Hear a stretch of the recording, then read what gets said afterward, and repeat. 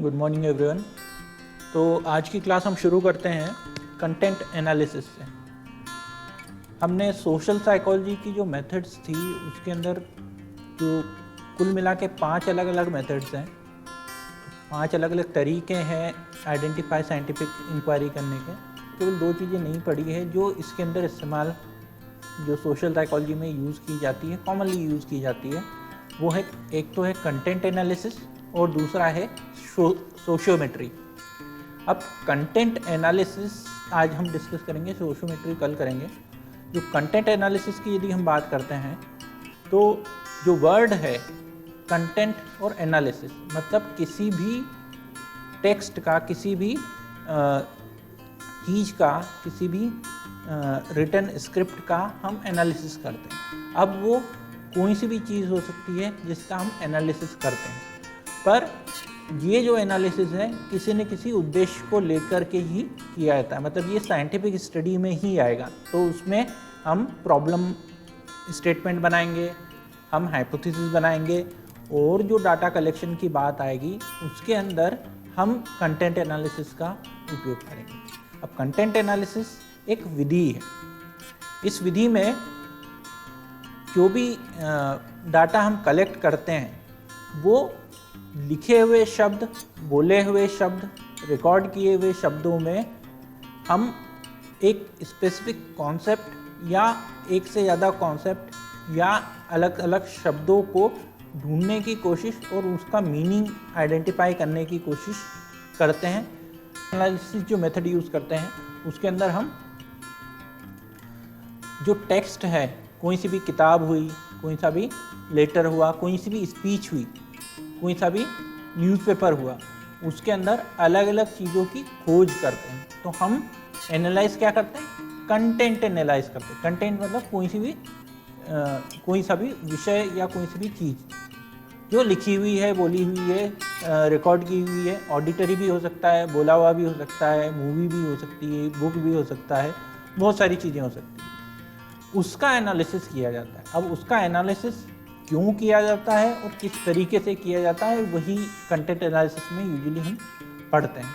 सबसे पहले रिसर्चर 3 चीज़ों को खोजने की कोशिश करता है। वो एनालाइज क्या करता है? एनालिसिस, कंटेंट एनालिसिस में एनालाइज क्या करता है? एक तो प्रेजेंस, मीनिंग और relationship of words and concept. एक एक चीज़ करके डिस्कस करते हैं। मान लो कि कोई व्यक्ति एनालिसिस कर रहा है कि कोई प्रेसिडेंट है और प्रेसिडेंट ने अपनी अलग अलग स्पीचेस में किसी एक सब्जेक्ट मैटर की यदि बात करें कि मान लो हेल्थ केयर की बात कर रहे हैं कि स्वास्थ्य के बारे में कितनी बार चर्चा की। अब वो आपको कैसे पता चलेगा कि आप सारे स्पीचेस उनके, मान लो 1 साल का स्पीच हम ले रहे हैं तो 1 साल के सारे स्पीच, सारे उद्बोधन हम कलेक्ट करेंगे, सारी रिकॉर्डिंग कलेक्ट करेंगे, उसको ट्रांसक्राइब करेंगे, उसको रिटन फॉर्म में लेके आएंगे और फिर उसमें आप अलग अलग चीज़ें ढूंढेंगे कि उन्होंने किसी भी चीज़, जो भी आप स्टडी कर रहे हो वो चीज़, जैसे हेल्थ वाली बात कर रहे हैं, हेल्थ केयर की बात कितनी बार की या हेल्थ केयर की बात की या नहीं की। तो प्रेजेंस है कि या नहीं की, ठीक है। और मीनिंग है कि वो पूरे स्टेटमेंट में वो अलग अलग कॉन्सेप्ट को कितनी बार अलग अलग कॉन्सेप्ट डिस्कस कर रहे हैं। तो ऐसा नहीं है कि यदि हम कंटेंट एनालिसिस किसी बुक का कर रहे हैं तो सारी चीज़ डिस्क्राइब करेंगे, किस तरीके से क्या किया, ये नहीं करेंगे। आप एक मोटिव लेके चलते हैं, आप एक रिसर्च प्रॉब्लम लेके चलते हैं। ये एक रिसर्च प्रॉब्लम है, रिसर्च स्टेटमेंट है, उसके बिहाफ पे हमने हाइपोथेसिस बनाया और उसके हिसाब से हम लोग कंटेंट एनालिसिस करते हैं। केवल उन्हीं चीज़ों का एनालिसिस करते हैं जिसमें हमें रुचि, ठीक है, जो हमें जानने की कोशिश करते हैं। हम केवल उन्हीं चीज़ों को हम एनालाइज करते हैं। बाकी चीज़ें हमारे लिए रेलिवेंट नहीं है। हो सकता है और कोई और किसी चीज़ के बारे में स्टडी करना चाहता है, वो कंटेंट एनालिसिस उसी डाटा पे कर सकता है और दूसरा कंटेंट एनालिसिस हो सकता है। पर हम जो कर रहे हैं वो हमारे पॉइंट ऑफ व्यू से हमें जो कंटेंट सर्च करना है, जो कॉन्सेप्ट ढूंढना है या शब्द ढूंढना है, तो वो आप आइडेंटिफाई करते हैं और ढूंढते हैं। ये जो कंटेंट एनालिसिस है ये एक क्वालिटेटिव मेथड है बेसिकली, पर कभी कभी इसमें संख्यात्मक या फिर मात्रात्मक भी यूज़ किए जाते हैं, पर बेसिकली ये क्वालिटेटिव होता है। अलग अलग क्वालिटीज़ आप देखते हैं। यदि अगले इसके अंदर चले तो जो टेक्स्ट की मैं बात कर रहा था कि किस चीज़ का एनालिसिस करते हैं, इसमें बहुत सारी चीज़ों का एनालिसिस किया जा सकता है। पहला है बुक्स के चैप्टर अलग अलग, ऐसे हुआ, नॉवेल हुआ, इंटरव्यू हुआ, डिस्कशन हुआ, न्यूज़पेपर की हेडलाइन हुई, आर्टिकल्स हुए, हिस्टोरिकल डॉक्यूमेंट हुआ, स्पीच हुआ, कन्वर्सेशन हुआ, एडवर्टीजमेंट हुआ, थिएटर हुआ। सारी चीज़ें जो लिखी, बोली और रिकॉर्ड की गई हैं, वो सारी चीज़ें आप एनालाइज कर सकते हैं कंटेंट एनालिसिस के अंदर। अब एक रीसेंट इंडिया के अंदर कंटेंट एनालिसिस आया था, कुछ महीने हो गए, 4 या 5 महीने हो गए। उन्होंने एनालाइज ये किया था कि अलग अलग न्यूज़पेपर्स, अलग अलग न्यूज़ चैनल्स किस किस बात पे डिबेट कर रहे हैं। आपने पढ़ा होगा शायद कि किस बात पर सबसे ज़्यादा डिस्कशन हुआ, किस बात पर बिल्कुल डिस्कशन नहीं हुआ। मतलब उन्होंने क्या किया कि सारे जो टीवी डिबेट थे उनके सारे सब्जेक्ट लिए और उनमें से उन्होंने ग्रुप करके उन्होंने अलग अलग कंटेंट निकाले, जो कॉन्सेप्ट निकाले कि इन चीज़ों का डिस्कशन किया गया और इन चीज़ों का डिस्कशन बिल्कुल नहीं किया गया। तो उस तरीके से कंटेंट एनालिसिस उन लोगों ने किया है। ऐसे कंटेंट एनालिसिस जो है वो साइंटिफिक स्टडी में भी यूजुअली किए जाते हैं। तो हम लोग कंटेंट एनालिसिस बेसिकली करते किस तरीके से हैं।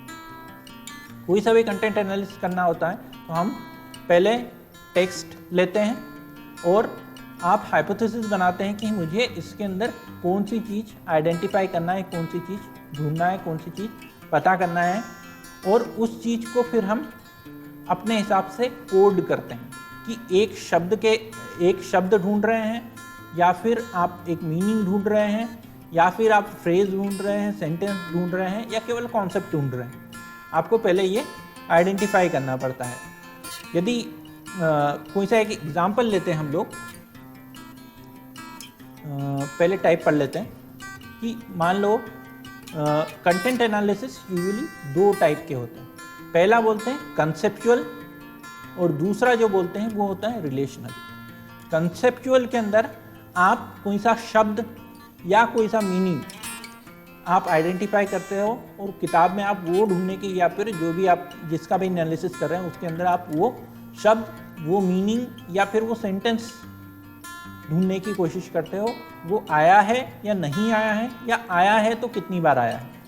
एक एग्जाम्पल के लिए लिया हुआ था कि यदि आपको किसी राइटर के बारे में, पोएट के बारे में, उसने हंगर जो भूख है, वो भूख के बारे में उसने अपने जो पोएम्स है उसके अंदर कितनी बार उसने वर्णन किया है भूख का। अलग अलग उसके पोएम्स हैं, उन सारी पोएम्स में उसने हंगर का वर्णन कितनी बार किया है।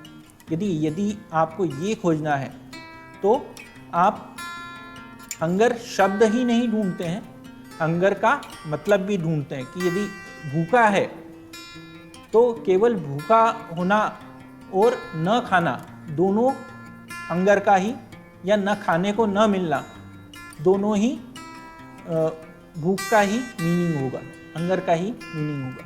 पर शब्द हो सकता है अलग अलग, मीनिंग वही के वही हो। तो कई बार हम केवल शब्द ढूंढते हैं और कई बार हम ढूंढते हैं केवल शब्दों के साथ साथ हम ढूंढते हैं मीनिंग भी या कॉन्सेप्ट भी, कि भूख की बात हो रही है तो खाना न मिल पाना भी भूख है, और खाने की जो भूख जो वर्ड यूज़ किया है वो भी भूख में आएगा, है ना। वैसे ही और कंटेंट एनालिसिस लोग करते हैं, जैसे कि यूएस प्रेसिडेंट डोनाल्ड ट्रंप कितनी बार एक स्पीच के अंदर या एक स्पीच के अंदर कितनी बार झूठ बोलते हैं, मतलब कितनी बार सही नहीं बोलते हैं, उस चीज़ का एनालिसिस भी कंटेंट एनालिसिस के थ्रू किया गया है। वो बोलते हैं कि 1 मिनट में इतनी बार या एक सेंटेंस में इतनी बार वो झूठ बोलते हैं। वो जो एनालिसिस करके जो आपको रिजल्ट बताते हैं वो इसी मेथड के थ्रू किया जाता है। दूसरा जो मेथड होता है वो होता है रिलेशनल एनालिसिस। पहला होता है कंसेप्चुअल। कंसेप्चुअल में क्या है, केवल आप शब्द ढूंढ रहे हैं या फिर शब्द का मीनिंग ढूंढ रहे हैं कि वो है या नहीं है उसके अंदर, है ना, और यदि है तो कितनी बार उसका वर्णन हुआ है। जैसे झूठ का है तो झूठ कितनी बार बोला गया है उसकी संख्या ढूंढ रहे हैं, तो उनका कैलकुलेशन होता है कि एक सेंटेंस में इतनी बार बोला है या 1 मिनट में इतनी बार बोला गया है, उस तरीके से कैलकुलेशन होता है। जबकि रिलेशनल की हम बात करें तो रिलेशन में आप जो पुराना जो कंसेप्चुअल वाला है उससे एक स्टेप और आगे जाते हैं। उसके अंदर हंगर के साथ किसके हंगर की बात हो रही, मतलब भूख या भूखमरी की बात हो रही है, तो किस व्यक्ति की भूखमरी की बात हो रही है, किस संप्रदाय की भूखमरी की बात हो रही है, किसकी बात हो रही है। मतलब एक भूख तो आपने लिया, उसके साथ में दूसरा कॉन्सेप्ट भी आपने जोड़ा उसके साथ में, तभी जाके आपको पता चलता है कि वो जो पोएट था, वो जो लेखक था, वो किस किस तरीके से भूख का वर्णन कर रहा है और किस चीज़ के बारे में, किस लोगों के बारे में वो चीज़ वर्णित कर रहा है। यदि कंसेप्चुअल एनालिसिस हम डिटेल में देखते हैं तो कंसेप्चुअल एनालिसिस के अंदर जो भी एनालिसिस किया जा रहा है, यदि आप एक और एग्जांपल लेते हैं हम कि ये एनालिसिस असली में किया गया था कि क्लिंटन जो था, बिल क्लिंटन, उसके जो प्रेसिडेंशियल टाइम जो था उसमें जब कैंपेन उन्होंने किया तब वो हेल्थ केयर के बारे में कितनी उन्होंने पॉजिटिव बातें कहीं और करंट जो स्टेटस थी, उस टाइम की स्टेटस थी, उन स्टेटस के बारे में कितनी नेगेटिव बातें कही, उन सब का कैलकुलेशन यदि करना है तो एक होता है पॉजिटिव चीज़ें, एक होता है नेगेटिव चीज़ें। ये चीज़ करी जाएगी और ये चीज़ अभी की स्थिति है। उन दोनों चीज़ों का क्वांटिफिकेशन कर रहे हैं, मतलब उनको नंबर में डाल रहे हैं कि पॉजिटिव बातें कितनी कही और नेगेटिव बातें कितनी कही, है ना।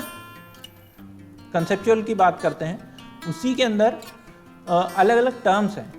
तो कंसेप्चुअल एनालिसिस को थेमेटिक एनालिसिस भी बोलते हैं। तो 2 टर्म हो गई, एक तो कंसेप्चुअल एनालिसिस, दूसरा जो टर्म हो गया वो थेमेटिक एनालिसिस। दोनों एक ही मीनिंग है। वैसे ही रिलेशनल एनालिसिस और सिमेंटिक एनालिसिस, ये दोनों टर्म एक जैसे हैं, है ना। तो कंसेप्चुअल और थेमेटिक ये दोनों एक है, और रिलेशनल और सिमेंटिक ये दोनों एक है ना। और दोनों में कंसेप्चुअल और रिलेशनल में क्या फ़र्क है कि कंसेप्चुअल में आप मीनिंग ढूंढते हैं केवल कि मीनिंग आया है या नहीं आया है पहला, या फिर आया है तो कितनी बार आया है ना। और रिलेशन के अंदर यदि वो शब्द है और उस मीनिंग जो शब्द है उसका जो मीनिंग है वो दूसरे जो कॉन्सेप्ट और दूसरे मीनिंग्स हैं, दूसरे कॉन्सेप्ट हैं, उनसे किस तरीके से मेल खा रहा है, ये कॉन्सेप्ट एनालिसिस में हम लोग देखते हैं, है ना। थोड़ा बहुत समझ में आया होगा आपको? Yes sir.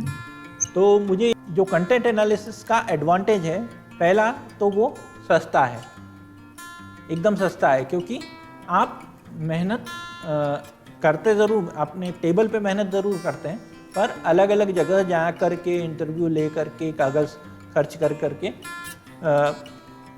डाटा कलेक्शन नहीं करते हैं। वो इनएक्सपेंसिव होता है, सस्ता होता है।